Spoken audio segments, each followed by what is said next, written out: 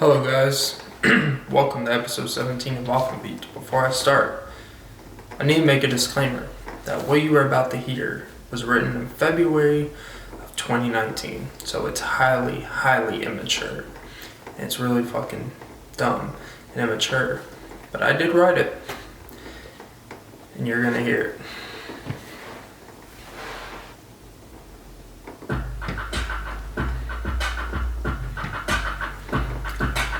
This one's called Years Ago.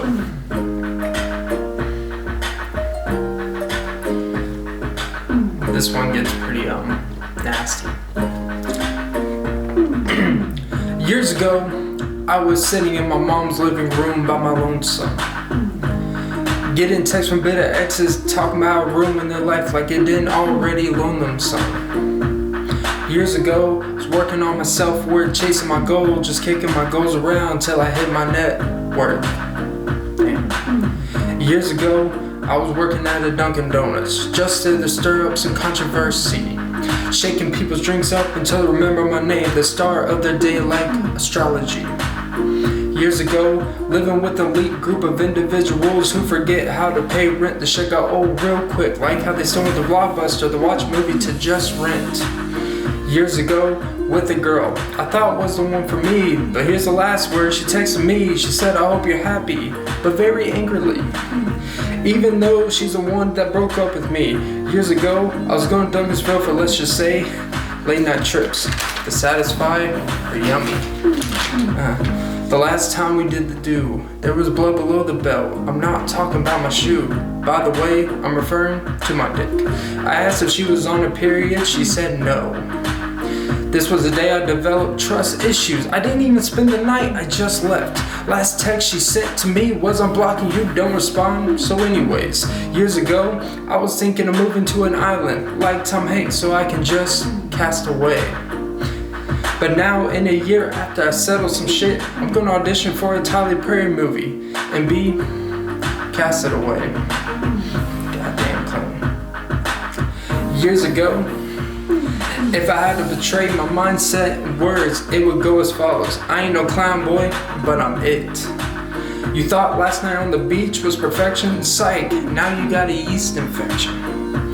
If fast isn't meant to be ate, then why is it between two buns?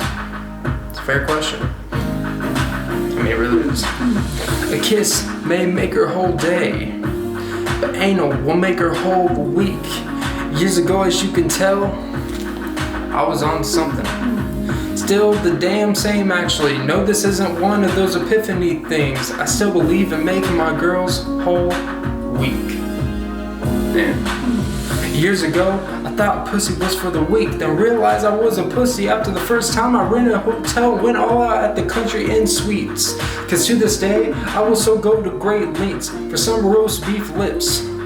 I don't care if she stole my car and tried to sell my engagement rings. She can still get it. Years ago, I thought I was going to be a sex therapist mixed with a child psychologist. But that's too much schooling and shit. I would rather write a movie dropping my kids off in their throat and call them out daddy daycare. Years ago, I want to live a bachelor lifestyle on my bachelor pad. By 25, then invite 5 girls at a time just to blow my load like a Nerf gun at the same time.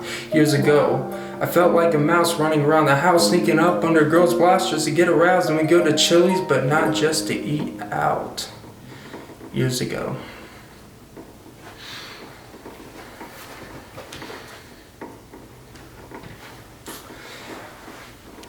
Welcome to episode 17 of Off the Beat, and that was years ago. Like I said, it was written February of 2019, because your boy is a fucking immature little piece of shit, or at least was. I've grown big time, half an inch.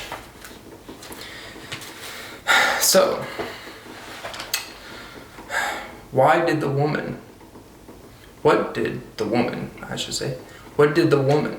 big breasts take to deal with the pain of her big breast? What did the woman take that deals with the pain of having big breast? Well, she took a perky set. Yes, a Percocet. A Percocet. Because, she has a big, whatever, man. What the fuck happened? Today, I want to touch on the word insecurity. Insecurity. It's a very vague term. It's something that people misuse for a lot of things. People that we want to judge others and assume they're insecure about things that aren't necessarily true. Insecurity, for one, is not always a bad thing. Everyone has insecurities. A lot of us have the same insecurities. It's not the insecurity that can become an issue. It's when that insecurity overrides everything about you. See, typically what people do with insecurities, they either completely avoid them at all costs, and they just think like, this will never come up. No one will ever have to know about the gout I have on my feet. No one will ever have to know about my armpit hair. No one will ever have to know that I have man titties. No one will ever have to know. No one will ever have to know. No one will ever have to know that my balls smell like, those nasty white flowers that come in the springtime that smell like fish? Yeah, no one will ever have to smell that on my balls because no one will ever be down there. At least, during periods of times. Insecurity. It's okay. It's okay to be aware of it. It's okay to not think you're good enough at something. It's okay to not think you're good. But what's not good and what's not okay is to actually be truthful about your insecurity. Lie about your insecurity at all costs. Insecurity is not a real issue in the grand scheme of things. But in between people, no one cares. I don't know how to tell you. No one cares about your insecurity. No one cares that you don't feel great about yourself. No one cares if you're suicidal. No one cares. If you have insecurity, just completely act like it doesn't exist. Double down on everything else. Double down on something else that's the complete opposite of it, and you will double down on that, and it will help a little with the other thing. Whatever your shortcoming is here, fucking become Steve Jobs at the other. Hey, even Steve Jobs had insecurities. He just didn't give a fuck. He didn't care if he screwed people over. He didn't care if he was quote unquote an asshole. Because you know why? He won at the end of the day. Even with his insecurity. Jeff Bezos, you don't think that dude's insecurity? Dude was losing hair at like 28. Who fucking, he's like, I don't give a fuck. I have $136 billion in the bank, bitch. Wife wants to leave me, take half my shit. I don't fucking give a fuck. Donate to charity, as white women would say. I don't care. Insecurity. See, you could be like White Goodman, if you ever seen Dodgeball. The man never eats a bad thing. Then he loses one time at something. He loses his girl to Peter LaFleur.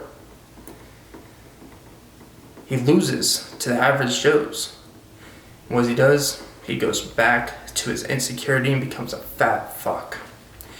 He starts eating honey buns, scarfing out hot dogs when they lose. You don't want to be White Goodman, do you? No, but see, he put his insecurity out all there like that. He had to work out, all the time to keep it. He pumped his crotch area, to make his dick look better in front of the girl. It's okay. Don't be White Goodman.